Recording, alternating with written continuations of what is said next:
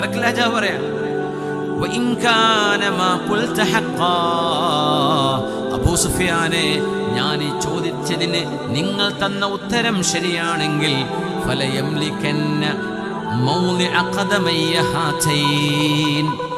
ഞാൻ നിൽക്കുന്ന ജെറൂസലേമിന്റെ ഈ മണ്ണിലേക്ക് മക്കയുടെ ആ സന്ദേശം ജെറൂസലേമിൽ വരിക തന്നെ ചെയ്യും. ഇസ്ലാം അവിടെ എത്തി. നല്ല അത്ഭുതം. അത് യൂറോപ്യർ ഭരിച്ചിരുന്ന നാടാണ്.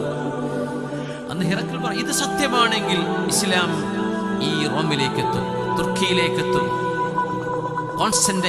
കോൺസ്റ്റാന്റിനോപ്പിളിലേക്കെത്തും, ജെറൂസലേമിലേക്കെത്തും, ഈ പറഞ്ഞ സ്ഥലത്തേക്കൊക്കെ എത്തുകയും ചെയ്തു.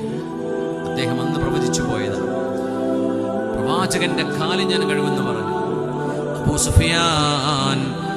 സുഫിയാൻ ഇതൊക്കെ കാണുകയാണ്. എന്നിട്ട് റോമക്കാരോട് അഭിമുഖമായി നിന്നുകൊണ്ട് രാജാവ് ചോദിച്ചു, യാ മഅ്ശറർ റൂം, അല്ലയോ യൂറോപ്യൻസേ, ഹല്ലകും ഫീ അൻ യദൂമ മുൽകുകും, നിങ്ങൾക്ക് നിങ്ങളുടെ അധികാരത്തിൽ അള്ളിപ്പിടിച്ച് ജീവിച്ചാൽ മതിയോ? അം തുബായിഉ ഹാദർ റജുല വതത്തബിഉ, അതല്ല ഈ അന്ത്യപ്രവാചകനെ ചെന്ന് വിശ്വസിക്കണോ, പ്രവാചകന്റെ കൂടെ കൂടണോ? അവർക്കത് ബോധിച്ചില്ലായിരുന്നു. അവരങ്ങ് ബഹളം വെച്ചു. ഞാൻ പറഞ്ഞു, ആരും ബഹളം വെക്കല്ലേ. ആളുകൾ പുറത്തേക്ക് ഇറങ്ങി ഓടി. എന്ത് നമ്മൾ അവരംഗീകരിക്കുക, എന്തിനെ, അങ്ങനെ എങ്ങനെ, അധികാരം കളഞ്ഞിട്ട് പിന്നെ വിശ്വാസമോ? രാജാ പറഞ്ഞു, എല്ലാവരും മിണ്ടാണ്ടിരിക്കുക.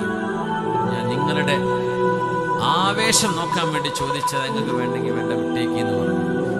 കൂടുതൽ ആളുകള് സപ്പോർട്ട് ചെയ്യാത്തതിന്റെ പേരിൽ ഹിറക്കിൽ രാജാവ് അദ്ദേഹത്തിന്റെ വിശ്വാസം പ്രഖ്യാപിച്ചില്ല. അങ്ങനെ സംഭവിച്ചത്. അബൂ സുഫിയാൻ ഇങ്ങനെ പറയാണ്, ലഖദ് കബറ അംറു ഇബ്നു അബീ കബ്ഷ. ഇബ്നു അബീ കബ്ഷ എന്ന റസൂലുള്ളാഹി തങ്ങളെ ഉദ്ദേശിച്ച് പറയാം. അബൂ കബ്ഷയുടെ മകൻ, ഹത്താ ഇന്ന മലിക ബനിൽ അസ്ഫരി ലയഖാഫുഹു. ബനുൽ അസ്ഫർ എന്ന് പറഞ്ഞാൽ സ്വർണത്തിന്റെ നിറമുള്ള ആളുകളുടെ രാജാവ്. മലിക് ബനിൽ അസ്ഫർ, സ്വർണത്തിന്റെ നിറമുള്ള യൂറോപ്യൻസ്, വെസ്റ്റേൺസ്, പടിഞ്ഞാറിന്റെ നാടുകളുടെ രാജാവിന് പോലും ഈ മുഹമ്മദ് നബിയെ പേടിയാണ് പോലും. വല്ലാത്ത കഥ തന്നെ കേട്ടോ എന്ന് അബൂ സുഫിയാൻ ആളുകളോട് പറയാം, കൂടുതൽ ആളുകളോട്. ഈ സംഭവം നടക്കുമ്പോൾ ഹിജ്റ കഴിഞ്ഞ് മദീനയിൽ പുണ്യനബി 6 വർഷം പൂർത്തിയാക്കിയിരിക്കുകയാണ്. അതും കഴിഞ്ഞ് ഒരു 3 കൊല്ലം കൂടെ കഴിഞ്ഞിട്ടാ അബൂ സുഫിയാന്റെ കൽബിലേക്ക് ഇസ്ലാം കടന്നു വരുന്നത്. റളിയല്ലാഹുവിന്റെ വാതിൽക്കൽ അബൂ സുഫിയാൻ ഇബ്നു ഹർബ് എന്നവരും ഹിലാൽ ഇബ്നു ഉമയ്യയും